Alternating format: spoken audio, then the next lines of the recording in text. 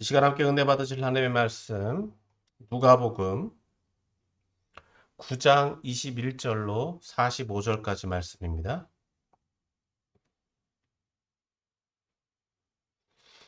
9장 21절로 45절까지 말씀.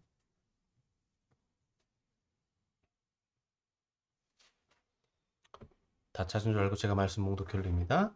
경고하사 이 말을 아무에게도 이르지 말라 명하시고 이르시되 인자가 많은 고난을 받고 장로들과 대제사장들과 서기관들에게 버림바 되어 죽임을 당하고 제3일에 살아나야 하리라 하시고 또 무리에게 이르시되 아무든지 나를 따라오려거든 자기를 부인하고 날마다 제 십자가를 지고 나를 따를 것이니라. 누구든지 제 목숨을 구원하고자 하면 잃을 것이요 누구든지 나를 위하여 제 목숨을 잃으면 구원하리라. 사람이 만일 온 천하를 얻고도 자기를 잃든지 빼앗기든지 하면 무엇이 유익하리요? 누구든지 나와 내 말을 부끄러워하면 인자도 자기와 아버지와 거룩한 천사들의 영광으로 올 때에 그 사람을 부끄러워하리라. 내가 참으로 너희에게 이르노니 여기 서 있는 사람 중에 죽기 전에 하나님의 나라를 볼 자들도 있느니라. 이 말씀을 하신 후 8일쯤 되어 예수께서 베드로와 요한과 야고보를 데리고 기도하시러 산에 올라가사 기도하실 때에 용모가 변화되고 그 옷이 휘어져 광채가 나더라. 문득 두 사람이 예수와 함께 말하니 이는 모세와 엘리야라. 영광 중에 나타나서 장차 예수께서 예루살렘에서 별세하실 것을 말할세 베드로와 및 함께 있는 자들이 깊이 졸다가 온전히 깨어나 예수의 영광과 및 함께 선 두 사람을 보더니 두 사람이 떠날 때에 베드로가 예수께 여짜오되 주여 우리가 여기 있는 것이 좋사오니 우리가 초막 셋을 짓되 하나는 주를 위하여 하나는 모세를 위하여 하나는 엘리야를 위하여 하사이다 하되 자기가 하는 말을 자기도 알지 못하더라. 이 말할 즈음에 구름이 와서 그들을 덮는지라. 구름 속으로 들어갈 때에 그들이 무서워하더니 구름 속에서 소리가 나서 이르되 이는 나의 아들 곧 택함을 받은 자니 너희는 그의 말을 들으라 하고 소리가 그침에 오직 예수만 보이더라. 제자들이 잠잠하여 그 본 것을 무엇인지 그때에는 아무에게도 이르지 아니하니라. 이튿날 산에서 내려오시니 큰 무리가 맞을세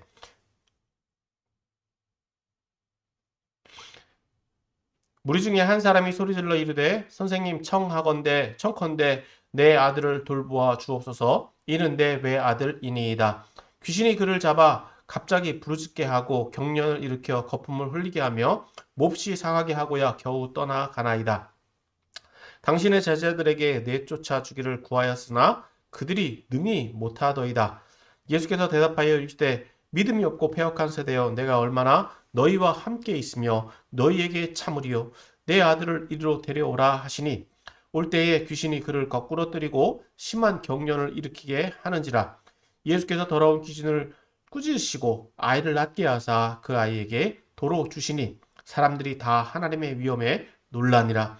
그들이 다 그 행하시는 모든 일을 놀랍게 여길세 예수께서 제자들에게 이르시되 이 말을 너희 귀에 담아두라. 인자가 장차 사람들의 손에 넘겨지리라 하시되 그들이 이 말씀을 알지 못하니 이는 그들로 깨닫지 못하게 숨긴 바 되었음이라. 이르라.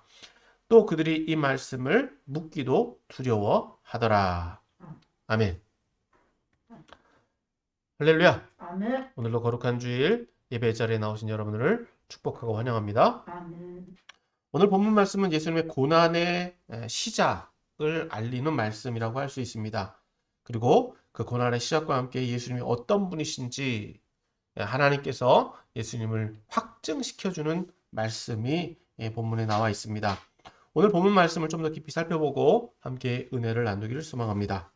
오늘 본문 말씀은 크게 네 부분으로 구분되어 있습니다. 먼저 제자들에게 21절에서 27절은 제자들에 대한 예수님의 권면의 말씀이자 가르침의 말씀, 즉 예수님을 따르는 자가 취해야 될 자세 혹은 태도에 대해서 말씀하고 있고 또 28절에서부터 36절에서는 예수님께서 한 산에 올라가셨는데 그곳에서 변화하신 사건에 대해서 말씀해 주고 있고 또 37절에서부터 43절 전반부에는 귀신 들린 아이를 고쳐주신 예수님에 대해서 말씀해 주고 있습니다.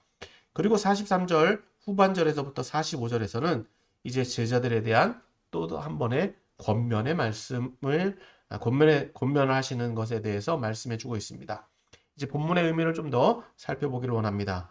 먼저 21절에서부터 27절의 말씀은 제자들에게 예수님께서 가르치시는 장면, 즉 권면의 장면, 또 예수님을 따르는 제자들, 또 예수님을 따르기 위해서 필요한 자세 혹은 태도에 대해서 말씀해 주고 있는데, 이 말씀은 앞에 있는 20절, 즉 베드로가 예수님은 하나님의 그리스도이시나이다에 대한 대답이 끝나자마자 이제 예수님께서 21절에서 경고하시는 내용입니다.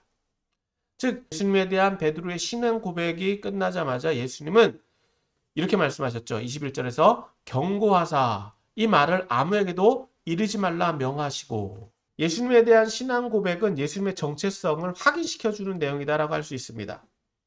그런데 이 말을 드러내지 말라라고 하시면서 이제 22절에서는 이제 앞으로 일어날 일에 대해서 예수님은 말씀해 주십니다. 22절 말씀 같이 봅니다. 22절 시작. 이 시대 인자가 많은 고난을 받고 장로들과 대제사장들과 서기관들에게 버림받아 죽임을 당하고 제3일에 살아나야 하리라 하시고, 즉 예수님께서는 예수님의 이러한 예수님에 대한 신앙 고백 뒤에, 가장 고귀한 신앙 고백 뒤에 예수님은 이런 말씀을 하신 거예요. 즉 베드로가 바라보는 메시아의 모습과 이제 예수님께서 행하실 사역의 모습이 다르다라고 하는 겁니다. 베드로는 예수님에 대해서 하나님의 그리스도신이다라고 하는 이 고백 속에는 예수님은 이제 메시아로서 모든 불의와 또 공의와 정의를 행하실 것이다, 그것을 예측했을 수도 있습니다. 그런데 예수님은 오히려 이러한 베드로의 신앙 고백에 대해서 자신이 정반대, 즉 고난을 당하고 또 버림받고 죽임을 당할 것이다라고 말씀해주고 있다는 거예요. 즉 예수님의 사역의 모습은 사람들의 생각과 다르다라고 하는 것입니다. 더 나아가 이런 죽임 다음에 예수님이 이제 3일 만에 살아날 것에 대해서 말씀해주고 있는데, 예수님은 이렇게 자기 자신에 대해서 어떻게 보면 부정적인 이야기를, 부정적인 말씀을 하셨을 뿐만 아니라 23절에서는 이제 자신을 따르는 사람들에 대해서, 이제 자신을 따르려고 하는 이들이 취해야 될 것들, 즉 두 가지 자세를 말씀해주고 있는데, 먼저는 포기해야 될 것과 가져야 될 것이 무엇인지에 대해서 말씀해주고 있습니다. 먼저 23절 같이 봅니다. 23절 시작. 또 무리에게 이르시되 아무든지 나를 따라오려거든 자기를 부인하고 날마다 제 십자가를 지고 나를 따를 것이니라. 먼저 버려야 되는 것, 먼저 포기해야 되는 것이 무엇입니까? 자기를 부인하는 거예요. 자신을 부인하라는 겁니다. 즉 자기 의지나 자기 권한이 있어서는 안 되고 자기 자신을 내려놓고 뭘 가지고 와라? 자기 십자가를 가지고 와라. 여러분, 십자가는 그 당시에 가장 흉악한 형벌이죠. 가장 무거운 짐입니다. 그런데 즉 이 십자가는 무엇과도 같으냐? 사형 선고예요. 사형 선고. 사형 선고 받은 사람이 취해야 될 것들. 앞에서도 자기를 부인한다라고 하는 것은 나는 죽었다라고 하는 것을 의미합니다. 나는 살아있는 존재가 아니라 나는 죽어있는 존재다. 동일하게 십자가를 지라라고 하는 것은 죽음, 즉 사형 선고를 받은 사람, 즉 자기 형벌을 지고 가는 사람, 자기 짐을 지고, 즉 자기가 가지고 있는 어떤 문제나 또 하나님께서 자기에게 지워주신 그 십자가, 그 형벌과도 같은 짐을 지고 나오라는 거예요. 그러니까 우리가 예수님을 따르기 위해서 포기해야 될 것은 나를 포기하는 거고, 십자가는 하나님이 주신 십자가예요. 하나님 앞에 죽음을 맡겨놓은 상태. 그러한 상태로 예수님 앞에 예수님을 따라야 된다라고 말씀하고 있습니다. 자, 24절은 두 번째 24절에서는 뭘 포기하고 뭘 버리고 뭘 얻어야 되느냐? 첫 번째 24절 같이 봅니다. 누구든지 제 목숨을 구원하고자 하면 잃을 것이요. 누구든지 나를 위하여 제 목숨을 잃으면 구원하리라. 여기서는 목숨에 대해서 이야기를 해주고 있습니다. 근데 목숨을 구원하는데 누구를 위해서? 자기 자신을 위해서 자기가 행하면 어떻게 해요? 잃어버린다는 거예요. 왜? 내 목숨은 내가 소유한 것이 아니기 때문에 그렇습니다. 내가 주장할 수 있는 게 아니라는 거예요. 그래서 내가 자신을 위해서 목숨을 구원하고자 하면 잃어버린다는 거예요. 하나님이 가져와라, 와라라고 하면 잃어버리는 게 되는 거죠. 그런데 똑같이 목숨을 잃게 되더라도 잃는 과정, 누구를 위해서? 예수님을 위해서 목숨을 잃으면 똑같이 목숨을 잃어도 나를 위해 내가 나를 구원하고자 하면 잃어버리지만 예수님을 위해서 잃어버리면 얻게 됐다는 거예요. 구원을 얻는다. 자, 이제 세 번째로 중요한 말씀을 해주시죠. 25절 같이 봅니다. 시작. 사람이 만일 온 천하를 얻고도 자기를 잃든지 빼앗기든지 하면 무엇이 유익하리요? 자, 여기서는 이해상관에 대해서 말씀해주고 있죠. 무엇이 유익한 거냐라고 하는 거예요. 얻은 것은 뭡니까? 천하를 얻었습니다.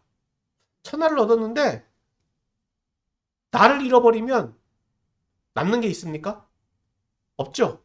그러니까 천하를 얻었지만 자기를 잃어버리지 않도록 해야 된다. 그러기 위해서는 여기서 말씀하고 있는 것은 천하를 얻는 것보다 뭘 얻는 게 더 중요하다? 자기를 지키는 것, 자기 목숨을 얻는 것이 더 중요하다라고 하는 것을 비교적으로 얘기해 주고 있다는 것입니다. 자, 그래서 예수님은 이제 누가 보증해 주시느냐? 이제 26절에서 말씀해 주고 있죠. 26절 같이 또 봅니다. 시작. 누구든지 나와 내 말을 부끄러워하면 인자도 자기와 아버지와 거룩한 천사들의 영광으로 올 때에 그 사람을 부끄러워하리라. 여기서는 예수님을 따르는 데 있어서 포기하거나 실패하는 사람들이 있다는 거예요. 앞선 말씀을 보면 목숨을 걸고 나가야 되는데 이 목숨을 건다는 게 쉬운 일이 아닙니다. 그런데 문제는 이것을 기약하거나 이것을 확증받았다라고 해도 눈에 보이지 않습니다. 그러다 보니까 어떻게 돼요? 포기하는 사람들이 있다는 거예요. 부끄러워하는 사람들이 있다는 거예요. 확신하지 못하는 사람들이 있다는 거예요. 그래서 그런 사람들은 누가 보증을 안 해주신다? 동일하게 마지막 때, 즉 예수님께서 마지막 때 다시 오실 때 그 사람을 동일하게 부끄러워하게 될 것이다 라고 말씀해주고 있는 것입니다. 자, 이제 27절에서 예수님이 이렇게 말씀해 주시죠. 내가 참으로 너에게 이르노니 여기 서 있는 사람 중에 죽기 전에 하나님의 나라를 볼 자들도 있느니라.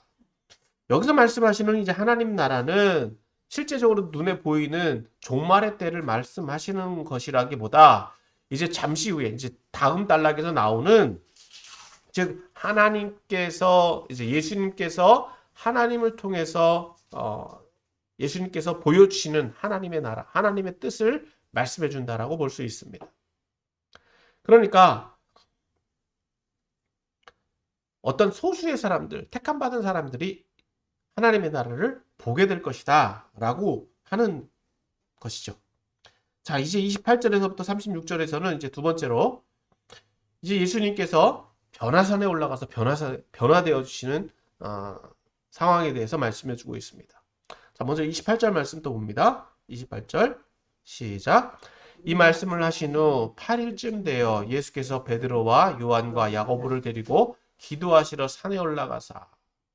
자, 앞에 예수님의 제자들에게 예수님께서 이런 가르침과 권면의 말씀을 하신 후에 시간이 흘렀습니다. 약 일주일 정도가 흘렀는데 그 후에 예수님께서는 베드로와 요한, 야고보라고 하는 이 세 사람만을 데리고 기도하러, 즉 예수님께서 무리를 떠나서 행동을 하실 때에는 항상 목적이 있다는 거죠. 어떤 목적? 기도하러. 따로 하나님의 뜻을 구하거나 어떤 계획을 세우기 위해서 하나님의 뜻을 구하는 과정을 기도하기 위함이다라고 말씀하고 있다는 거예요. 그래서 기도하기 위해서 산에 올라가셨는데 이제 29절에 보면 기도하실 때 이렇게 하나님 앞에 뜻을 구하고 하나님의 앞에 자신의 의지를 아뢰고 있을 때 어떤 일이 일어나느냐? 용모가 변화되고 외형이 변화된 거예요. 그리고 그가 입고 있던 옷 또한 변화되었다. 어떻게? 휘어져서 광채가 나더라. 즉 외모와 그리고 그 겉모습까지도 변화되었다고 말씀하고 있습니다. 그렇게 변화된 가운데 이제 30절 말씀해 보니까 두 사람이 나타났습니다. 갑자기 두 사람이 나타났는데 이 두 사람은 누구냐? 바로 모세와 엘리야더라.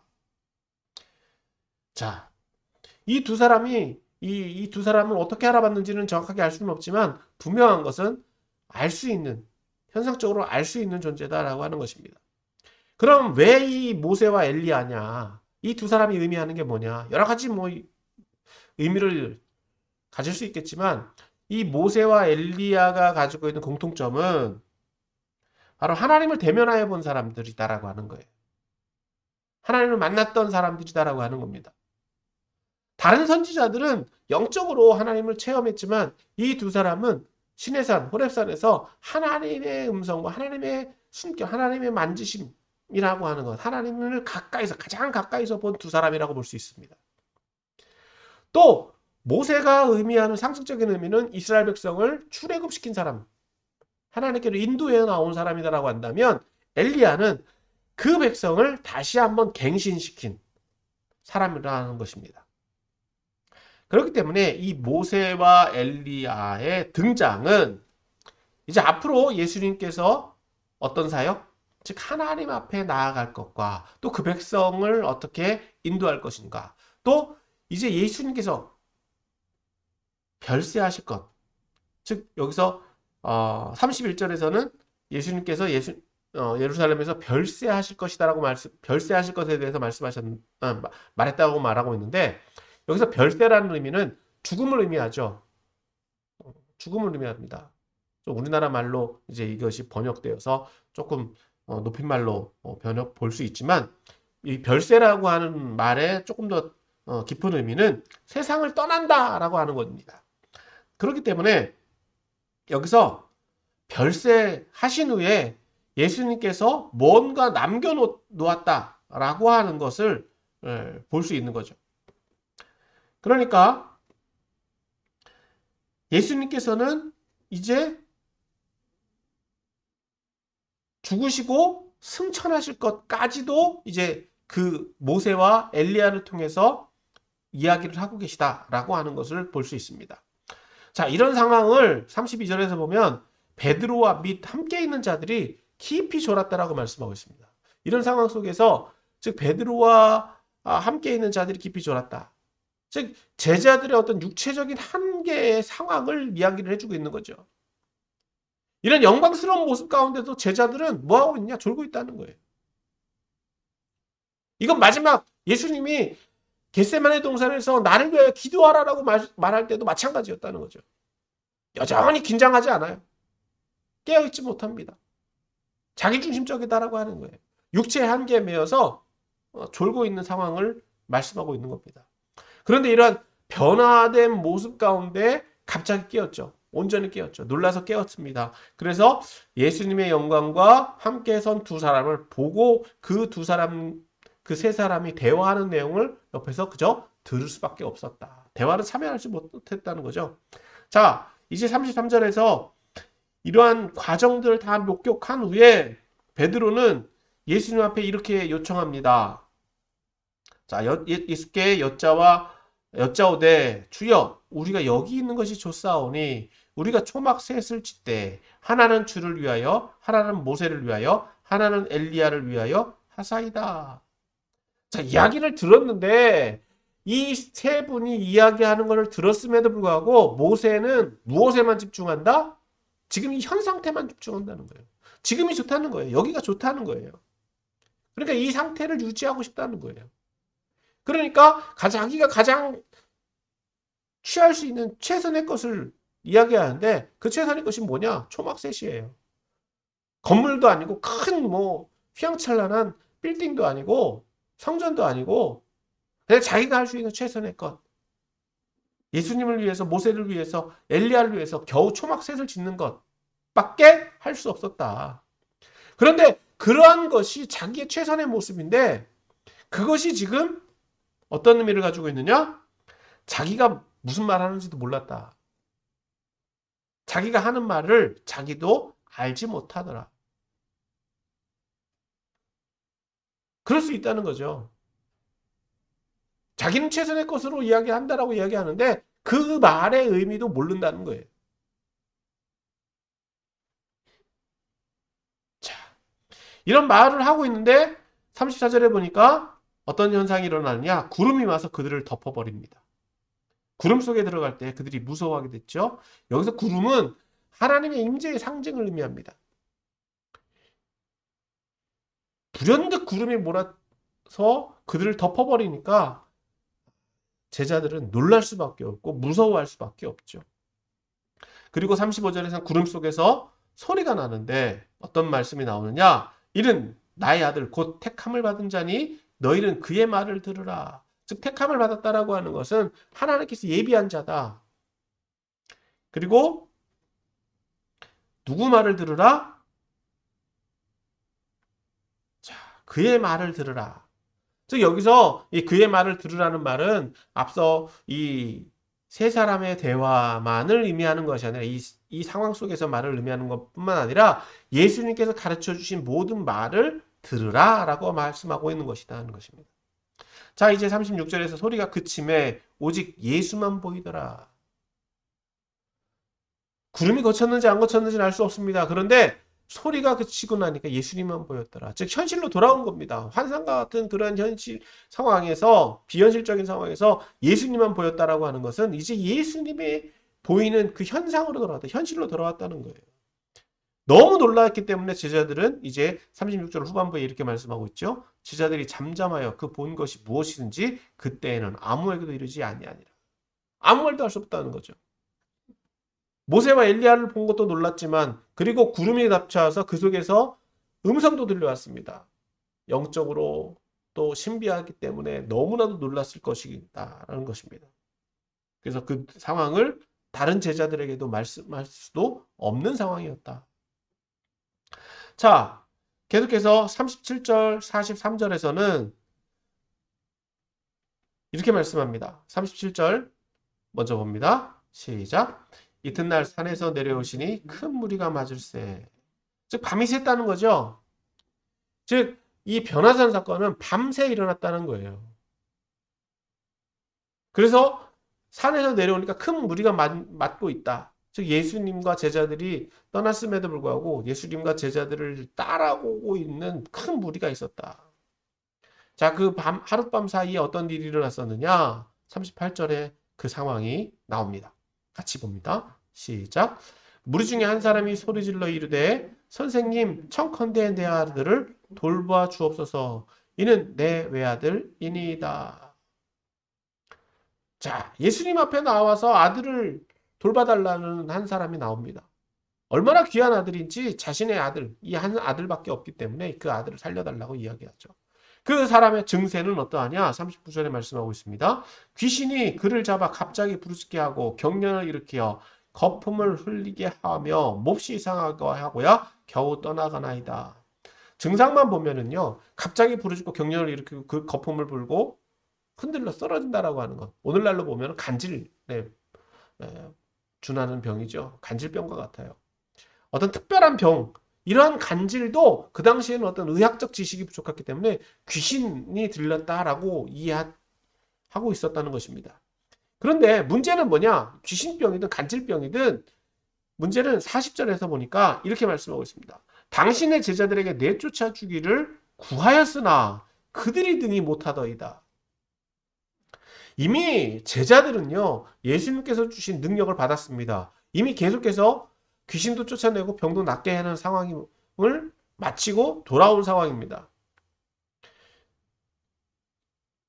그래서 예수님 앞에 예수님이 자신에 대해서 물을 때 사람들이 말하는 말을 들었고, 그리고 지금 큰 무리가 예수님 주변에 있던 것도 제자들이 이런 사역이 성공적이었기 때문에 그렇다는 거예요.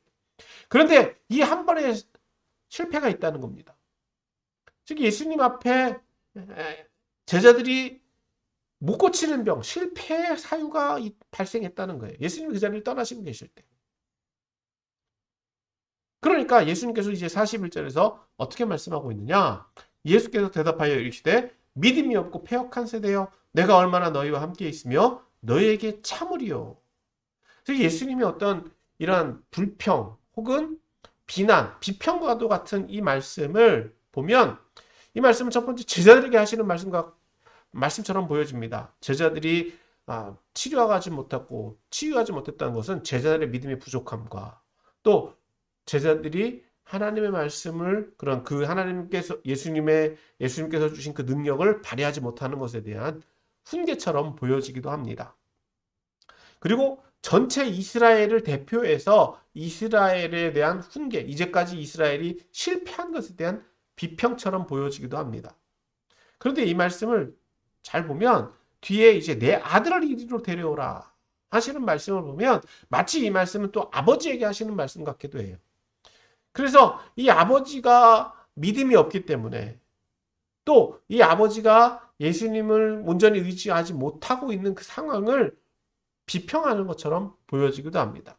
그래서 예수님은 이 아버지에게도 말씀하실 뿐만 아니라 제자들에게도 동일하게 말씀해주고 있는 것으로 볼 수 있습니다.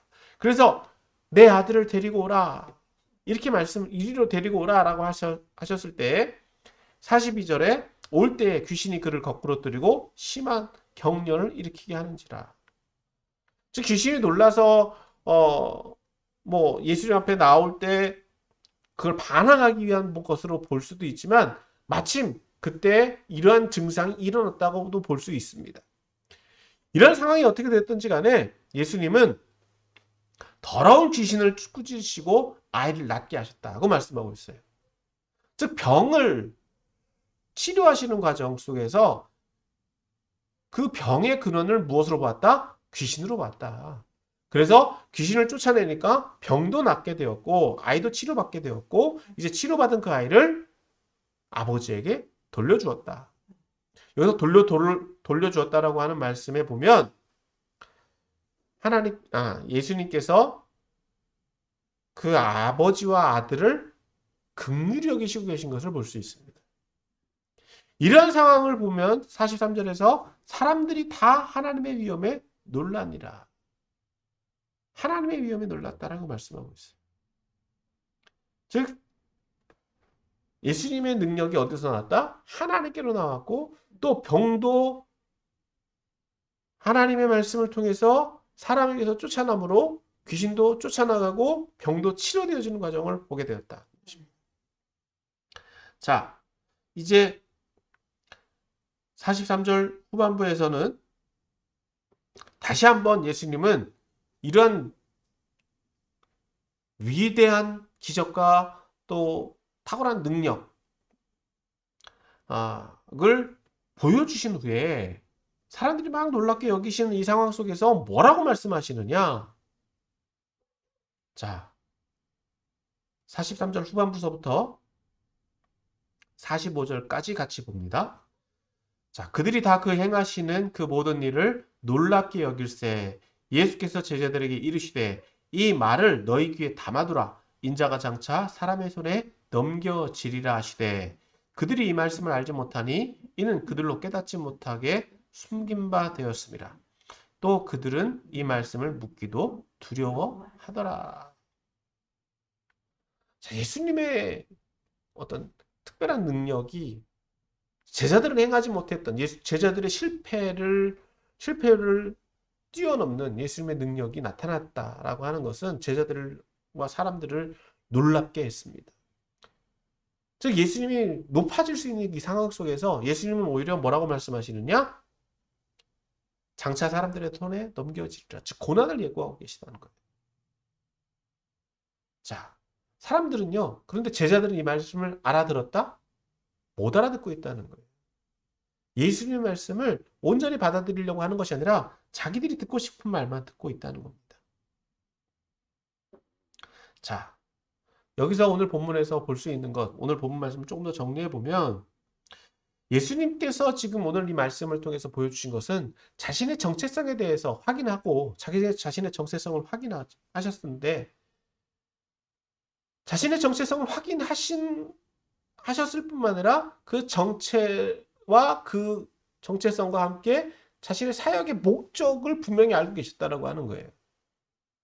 예수님은 자신이 하나님의 아들이실 뿐만 아니라 이제 장차 자신은 고난당하고 죽으셔야 된다라고 하는 겁니다. 사람들에게 있어서는요, 이해할 수 없는 상황이죠. 받아들일 수 없는 상황이었을 것입니다. 그걸 들으려고 하지도 않는다는 거예요.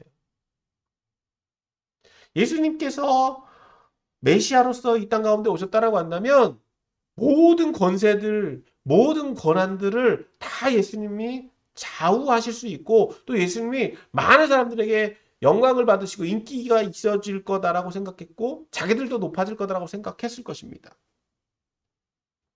그런데 오히려 예수님은 자신이 메시아인 것에 대해서 드러내지 않고 오히려 또 예수님은 장차 앞으로 사람들이 자신을 거부하고 부정할 것을 미리 보고 계시다라고 하는 것입니다. 그리고 그것을 감당하기 위해서 하나님의 뜻을 구하고 있다는 것입니다. 그리고 그것이 하나님의 섭리이자 하나님의 뜻이다라고 하는 것입니다. 그렇다고 한다면 오늘 저와 여러분들은 이 말씀을 오늘 저와 여러분들께 동일하게 적용해야 될 줄 믿습니다. 그런데 문제는 뭐냐? 여러분 우리가 은사를 받잖아요. 귀신을 제어하고 병마를 내쫓고 막 치유 사역이 일어납니다. 그럼 어떻게 해요? 자랑이에요. 자랑합니다. 자랑이 나쁜 건 아니에요. 그런데 그 자랑을 통해서 누가 그 치유하는 영광을 받아요. 능력이 있다라고 하면서 그 사람이 높아집니다. 여러분, 굉장히 조심해야 될 것 중에 하나가 여기 있어요. 예수님은 분명히 말씀하고 계시죠. 제자들에게도 예수님을 따르기 위해서는 어떻게 된다? 무엇을 버려라? 자기를 부인하라라고 말씀하고 있어요. 자기가 높아지는 게 아니라 누굴 버려라? 자기를 버려라는 거예요. 자기를 부인해야 돼요. 우리가 따라가야 될 것은 우리가 예수님 앞에 가지고 갈 것은 자기 십자가예요. 내 짐이에요. 하나님 앞에 가지고 가야 될 자기 십자가인데 우리는 십자가를 힘들어해요. 하나님께서 나에게 지워주신 그 십자가를 지려고 하지 않고 여전히 우리는 세상 가운데 살기 때문에 자기가 조금 유명해지기를 원해요. 그 인간적인 한계입니다. 예수님께서 택하신 세 사람의 제자 어떻습니까?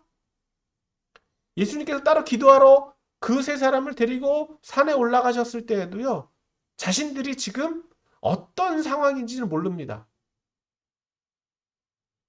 예수님하고 딱 오늘날로 말하면 특별 기도를 하자라고 한 거잖아요. 그런데 제자들이 보여진 태도는 뭡니까?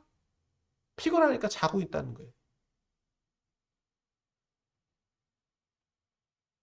육신의 한계에 매여서 잠들어 버립니다. 그리고 영광을 바라봤을 때 베드로가 고백한 것, 베드로의 입장에서는 가장 최고의 것을 보여주기 위한 뭔가 행한 것, 좋은 말이죠. 초막셋을 짓겠다라고 하는 것. 자기 입장에서 최선을 다한 거죠.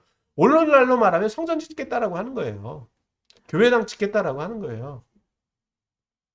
여기 하나님의 영광이 나타났으니까 이곳에 예배당 세우게 해주십시오. 하나님은 예수님 위해서, 하나님 모세를 위해서, 하나님 엘리야를 위해서 예배당 짓게 해주십시오.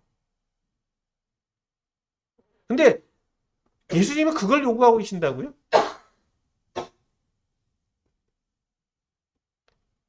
예수님의 사역의 중심이 어디 있는지 분별하지 못하는 거예요. 그러니까 누가는 베드로가 지금 하고 있는 말을 뭐라고 표현합니까? 자기가 하는 말을 자기도 알지 못하더라. 하나님께서 성전을 요구하고 계시다는 거예요. 조금 과장된 이야기인지는 모르겠지만 여러분 하나님 입장에서는요. 가장 훌륭한 성전이나 초막이나 별반 차이 없어요. 누구 만족입니까? 사람 만족이에요. 베드로 입장에서는 제일 좋은 거 해주고 싶었지만 결국은 초막 세질 뿐이었습니다. 오늘날 우리 입장에서도요. 가장 좋은 거, 가장 최고의 것으로 해야 되는 건 맞죠? 근데 그게 하나님이 원하시는 거냐는 거예요. 하나님이 원하시는 거는 뭐라고요? 예수님 인정하는 거예요. 예수님 말씀대로 사는 거예요. 예수님 따라가는 거예요. 어떻게? 내 목숨 내 거 아닙니다. 라고. 내 의지대로 사는 거 아닙니다. 정신 바짝 차리고 졸지 말고 깨어서 하나님의 영광의 은혜에 정말 우리가 구해야 되고 우리가 뭘 해야 되는지를 알라라고 하는 거예요.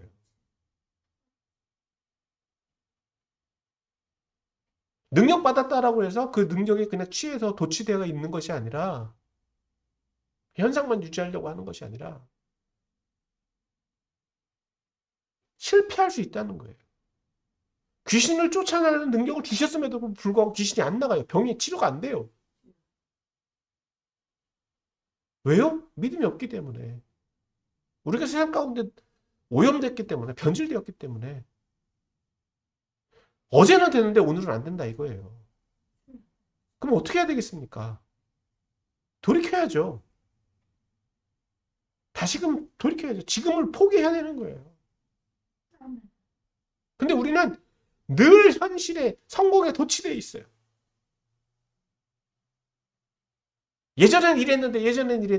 예전에 이랬으면 오늘 안 된다라고 하면 그 예전으로 돌아가야죠. 그때와 똑같이. 근데 여전히 우리는 돌아가려고 하지 않아요. 모세와 엘리야 뭡니까? 하나님 말씀대로 출애굽했으면 가나안 땅으로 가자.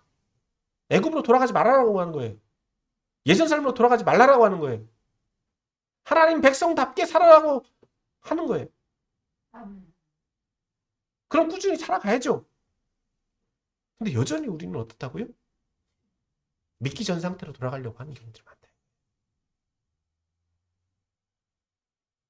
엘리야 시대 어땠습니까? 많은 사람들이 3년 8개월 동안 어떻게 해요? 3년 6개월 동안 가뭄이 들었을 때 오로지 공개받은 사람은 누구요? 은혜 받은 사람은 누구요? 과부 한 사람밖에 없었습니다. 이것이 의미하는 바가 오늘날 동일하게 우리에게도 적용될 수 있다는 거예요. 많은 믿는 사람도 있지만요. 말씀대로 사는 사람, 주님의 은혜에 거할 수 있는 사람은 소수예요. 어떻게 해야 되겠느냐는 거예요.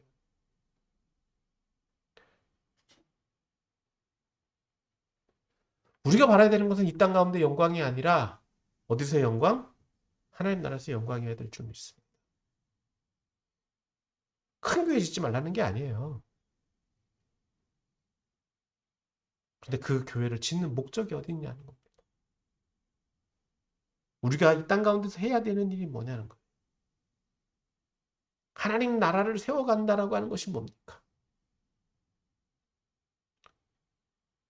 예수님의 제자들 가운데 하나님 나라를 간접 체험을 했습니다. 모세와 엘리야가 거하는 곳. 오늘 저와 여러분들 통해서도 이 땅 가운데 하나님 나라가 우리 눈에 보여지도록 우리에게 사명을 주신 줄 믿습니다. 그러니까 헛된 지혜에 빠지지 마시고요. 올바른 지혜를 가지셔서 하나님이 원하시는 것, 하나님을 위한 것, 정말 하나님 뜻을 이루어가는 저와 여러분들이 다 되시기를 예수님의 이름으로 축원합니다. 아멘.